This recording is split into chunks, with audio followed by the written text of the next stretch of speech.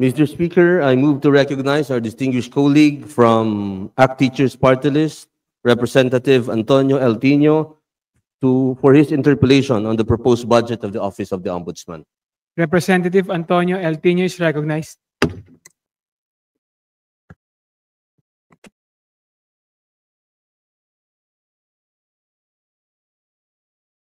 Thank you, Mr. Speaker. Magandang umaga po sa kagala-galang na sponsor. Well, kung magbabaybay po tayo sa historical budget na binigay sa Office of the Ombudsman, at least from 2018 to 2025, para sa mga major programs po ng Ombudsman, ay yung Anti-Corruption Investigation Program, ay meron pong, sa GAA, meron pong 5.7 billion pesos total, from 2018 to 2025. Tapos, sa Anti-Corruption Enforcement Program, meron pong 4.7 billion pesos total na inilaan.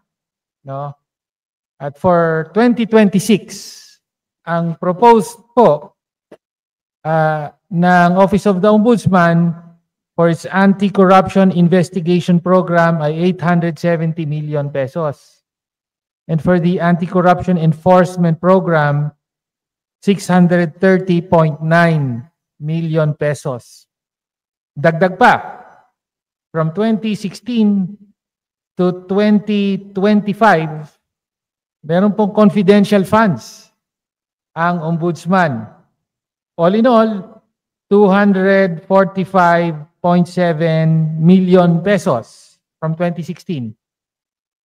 At ngayong 2026, humihingi po ng 51.4 million in confidential funds ang Ombudsman. So, ang binabanggit ko po rito, umaabot na sa mahigit kumulang 10 billion pesos in the past few years na naging pondo ng Ombudsman kontra sa corruption. May nakalimutan pa akong banggitin ko rin, meron pong budget for the conduct of fact-finding investigation and lifestyle check for case build-up against erring public officials. For this year, it's 737.4 million pesos. Next year, ang proposal, humihingi ng 816.8 million pesos. Total 5.1 billion pesos over the time frame I mentioned. So, ang point ko, since at least 2018, ay may 15 billion pesos po na pondo ang Ombudsman kontra sa corruption. Ngayon, ang tanong po ng mga kababayan natin sa harap ng napakatinding at napakalaganap at walang kapantay na level ng corruption na nasasaksihan natin sa flood control, may 15 billion pesos na pinagkatiwala sa inyo, sabi nyo, para sa anti-corruption. Ang isang tanong lang po ng taong bayan, anyari? Anong ginawa ng Ombudsman? Bakit po ngayon na lumalabas, ilang taon na po na mga opisyal ng DPWH nagkakasino pala? Tapos daan-daang milyon ang nilalaro, tinataya at kinatatalo pa sa kasino. Mga nagreregaluhan sa isa't isa ng mga sasakyan, SUV, tigti 10 million, regalo lang kay boss. Nakapatong lang sa mga table, sa district engineer's office mismo, daan-daang milyong piso. Nalaman na natin kahapon, ayun, para pala, kickback pala. Pinangalanan pa yung mga politiko na pagbabayaran. Yung billiard table, mahigit kalahating bilyong piso sa isang transaksyon lamang. Kaya po muli, anyari, asan ang ombudsman? Bakit natutulog sa pansitan? Anong silbi ng ombudsman? Pasensya na po kung masakit, pero ganyan po ang sentimiento ng napakaraming mga Pilipino. Thank you, dear colleague. Mr. Speaker, the ombudsman is cased with is working under a workload of different cases, many of which are from criminal, forfeiture, and administrative cases. They are the ones also conducting fact-finding investigations.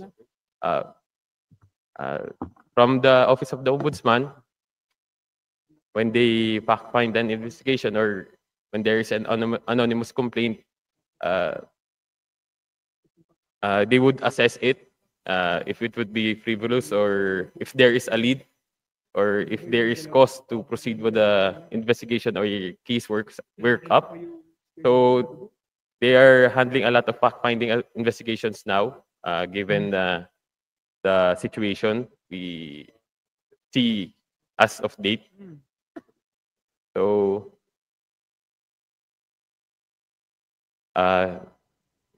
they do fact-finding investigations also discreetly so as not to interrupt with the ongoing proceedings which can be done here in the House and the Senate. So ang gusto po ng Ombudsman para po hindi po ma-preempt yung kanilang investigasyon ay discreet po talaga ang kanilang pag-imbestiga para po hindi po ma-prejudge agad, maunahan po ng iniimbestigahan kung saan po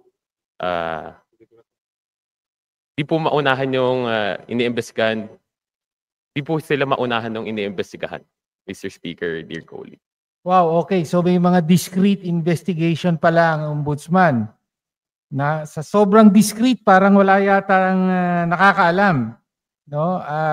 Hanggang ngayon, hindi po ba, isn't it fair to say, hanggang ngayon po, ilang buwan na po itong ongoing flood control scandal, wala pa po tayong naririnig na meron kayong sasampahan na kaso, no, ng sino mang mga opisyal na involved or umamin na involved sa overpricing, kickback, ghost projects at iba pa, no? Pwede po bang i-share? Kasi nga sabi nyo discreet, baka sobrang discreet, meron naman pala. Okay, ano po ba ang mga nagawa na hakbang, konkretong hakbang ng Office of the Ombudsman kaugnay dito sa napakalalang kaso ng corruption, no, na sumambulat na, no? Concrete steps, meron po ba? Mr. Speaker, in this yung mga panahon po ngayon, there was a special panel of investigators has been formed to investigate the anomalous government flood control projects. The panel comprises of 13 existing lawyers and investigators from the Office of the Ombudsman. The panel has already commenced its investigation. Rest assured naman po that the Office of the Ombudsman is taking an active stance in addressing this issue. They also preventively suspended 16 DPWH employees and with a total of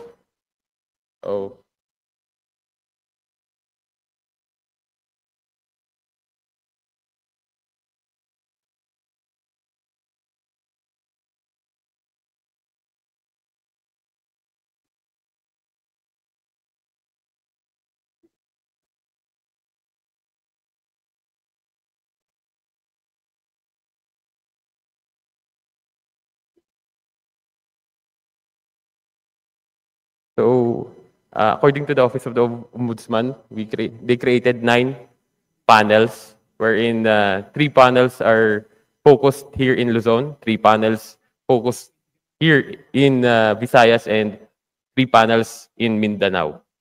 So they are currently investigating the ongoing flood control issue. So may mga ang ginawa po so far, ang konkretong hakbang ng Ombudsman, may binuong 3 panel, Luzon, Visayas, Mindanao, at nag-iimbestiga. Ganun Yes, po ba? Mr. Speaker. They also preventively suspended those who are charged with. Preventively suspended. Pero dahil po may sinampan ng kaso ang DPWH, tama po ba? Again, Si Mr. Speaker. Secretary Dizon ay nag-file na po ng kaso. Yes Tama po, po ba? Mr. Speaker. Oh. So, yun nga po, Mr. Speaker, dahil may nag-file na ng kaso, ayan, nagsimula na. Dahil nung SONA na naganap dito ay sinimulan, yung mahiya naman kayo, ayun, ngayon nag-iimbestiga na. Pero asan po ang Ombudsman all these years? No? Ito lang, yung mga nakaraang taon. Actually, yung pinakamalala na lumalabas ngayon, yung may mga flood control, mga ghost projects, lumalabas, nangyari yan 2023, 2024 hanggang sa kasalukuyan, no? Alam naman natin merong motu proprio na mga kapangyarihan ang Ombudsman. Tama po ba? Hindi kailangang may magsampa pa ng kaso sa inyo para mag-imbestiga ng sarili at mag-file ng mga kaso. Tama po ba? Yes, Mr. Speaker, they have Tama the po. motu proprio power. Ngunit wala pong nagawa na ganon. In the past 3 years, ang Ombudsman in relation to flood control projects or even other infrastructure projects.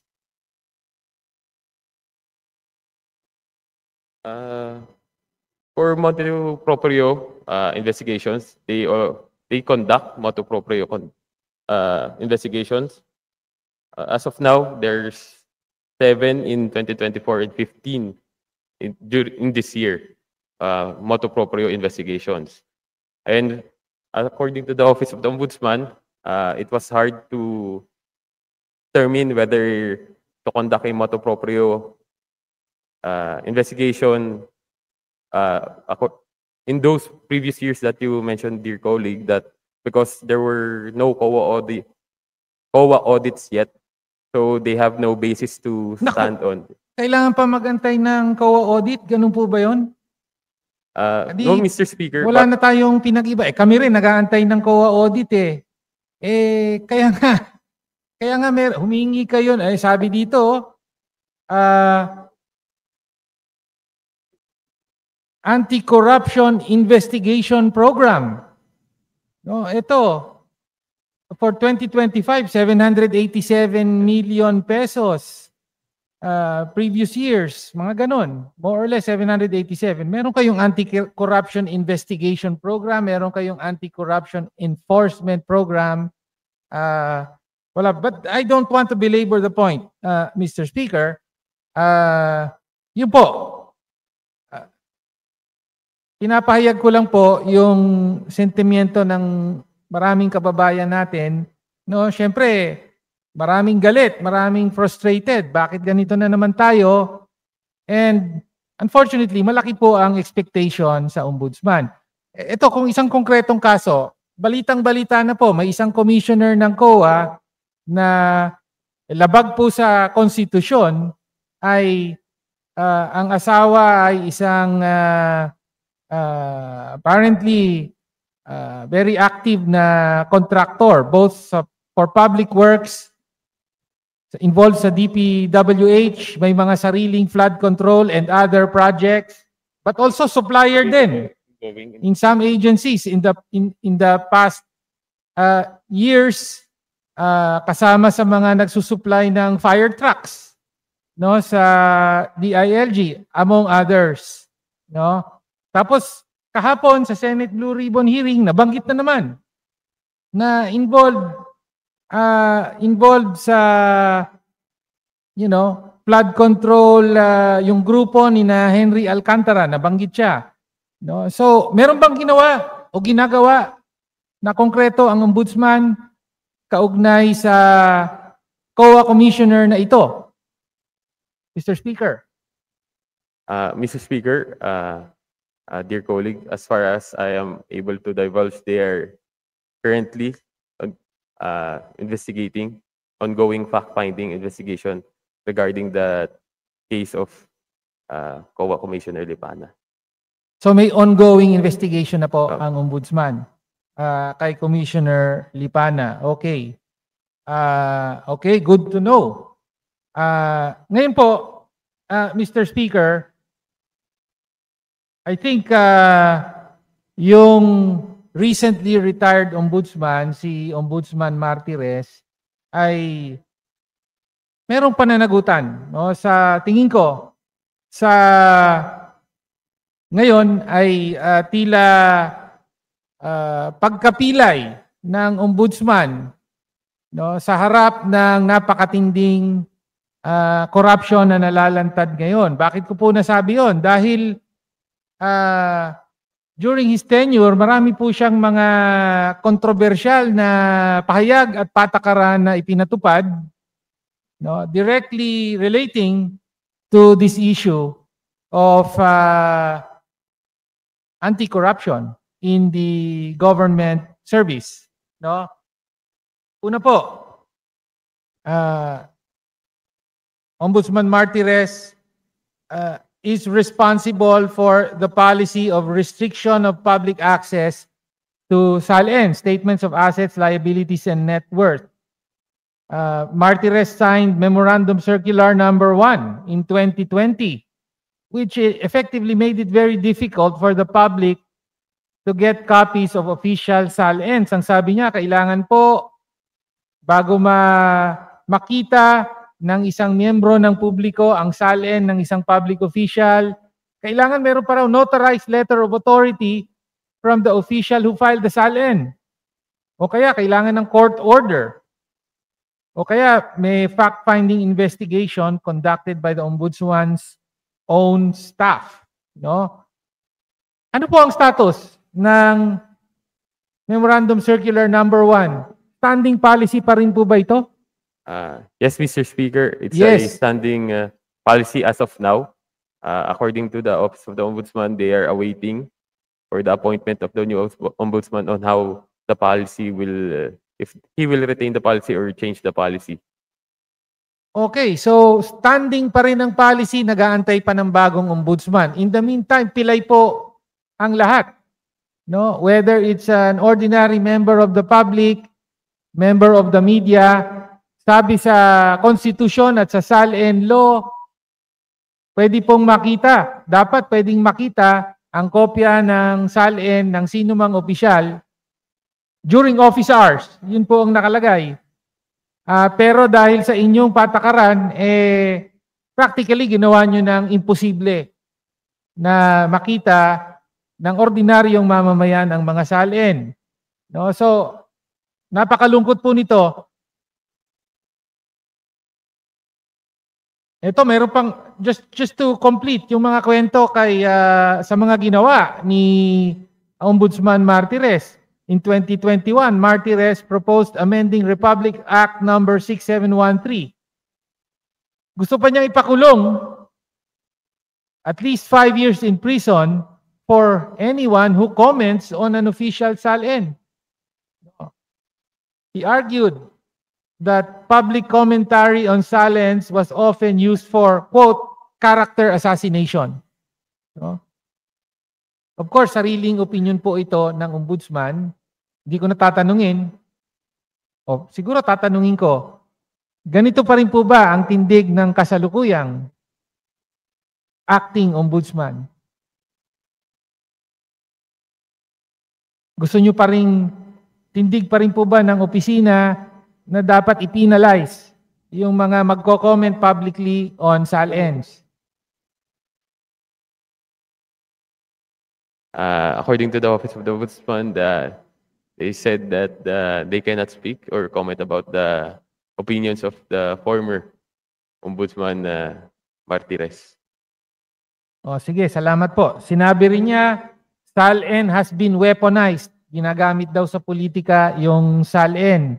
Pero ito siguro po, yung pinaka mabigat, discontinuing lifestyle checks. Tinatigil po ni Ombudsman Martires ang pag-conduct ng lifestyle check. Sabi niya, may mga question daw siya sa legal basis nung at logic nung pag-conduct ng lifestyle check. Is this still a standing policy with the Office of the Ombudsman? Hindi pa rin kayo nagla-lifestyle check? Mr. Speaker, dear colleague, they are conducting lifestyle checks. However, the conduct also is done discreetly. The lifestyle checks as of 2024, there were 82 per person, and as of July 2025, there were 40 per There person. were 40? 40. 40 lifestyle checks. Ginawa po ba ng lifestyle check yung DPWH District Engineer's Office? Yes, Yung kina Mr. Alcantara? Yes, Yes. Mr. Speaker, Kailan na lang po yan? as part of their investigation, Mr. Speaker. Ngayon na lang. Ngayon na lang po. Okay. Anyway, sige. So ngayon po, kaya po kine-question natin, bakit po humihingi ang ombudsman ngayon ng confidential funds na 51.4 million pesos para sa susunod na taon? Para saan po yun? This is what I have said before, Mr. Speaker. They conduct fact-finding investigations and lifestyle checks discreetly. So Okay. it was recommended also by the DBM for them to have a confidential fund of amounting to 51 million to carry out their mandate of investigating alleged corrupt practices of different public officials or employees. Well, Mr. Speaker, pagpaumanhin na po, pero given yung naging record ng ombudsman sa paggamit, katulad ng sinabi ko kanina, ng 15 billion pesos plus na regular budget nila, no? Samantalang mukhang wala namang naging bisa ito sa paglantad at pagpigil at pagkaso at pagpapanagot, no, sa napakaraming mga korap nitong na-involved dito sa flood control corruption scandal. Ay medyo pinag-iisipan po natin kung dapat nga ba ibigay ang confidential funds. Yung regular funds nga ng ombudsman ay tila hindi epektibong nagagamit, no, para sa lifestyle check, para sa anti-corruption enforcement, no, ilan pala, wala pa, sa totoo lang, wala pang aktual na nakukulong, no, na involved sa corruption sa DPWH, no. Kaya po, Mr. Speaker, unfortunately, ang sagot po sa atin, yung mga standing policies ng ombudsman, lalong-lalo na yung patakaran kaugnay sa pagpapahirap sa pag-access ng publiko sa SALN ng mga public officials under its Memorandum Circular Number 1 ng Ombudsman, nananatili pa rin po. No? At ang sagot po sa atin, hintay na lang daw yung bagong ombudsman. Final question, wala po bang kapangyarihan ang kasalukuyang, tama po ba, acting ang status ng ombudsman? Wala po bang kapangyarihan na bawiin na, ibasura na ang memorandum circular na ito? According to the Office of the Ombudsman, Mr. Speaker, they defer to the incoming ombudsman. They defer. So, ibig sabihin, pwedeng bawiin, kaya lang, decision ng nakaupo ngayon, na wag na muna at iintay na lang ang bagong ombudsman. Yun po ba ang tamang interpretasyon ko sa sagot nyo? Yes, Mr. Speaker. Yes, Mr. Speaker. So, pwede naman pala. No, Mr. Speaker, Mr. Sponsor, ay mariing well, malakas na panawagan po ng kinatawang ito na sa panahon ngayon, hindi po pwede yung ganyang pagtutumpik-tumpik. No? Let us not defer, no? And wait for a new ombudsman. Di pa nga natin alam kung kailan magkakaroon ng bagong ombudsman, no? Ito po ang isang malaking hadlang, no, sa publiko para ma-access, makita, no, kung ano ba talaga, saan nanggagaling ang kita ng mga opisyal natin. Ito ang unang-unang pinagbabatayan kahit ang ombudsman at DOJ, ito ang unang-unang pinagbabatayan ng mga lifestyle check, di ba? Para makita, okay, sabi mo ganito ang kinikita mo, bakit meron kang 10 SUV, no, sa garahe mo, no? So kaya po sana po ay sumama ang mayorya ng ating mga kasamahan sa aking maigpit na panawagan na ibasura na po ng ombudsman. Inamin naman po niya na meron siyang kapangyarihang gawin dito. Kaya lang, he defers until the appointment of the new ombudsman. Kailangan na pong ibasura yan ngayon na, no? Kailangang makita ng madla ang salin ng lahat. Unang-una na, ang salin ng mga pinakamataas na opisyal natin, presidente, vice-presidente, mga senador, mga kongresista, lahat yan nasa ombudsman po. With that, Mr. Speaker, I end my interpellation. Maraming salamat po. Thank you, Mr. Speaker. Thank you to our dear colleague.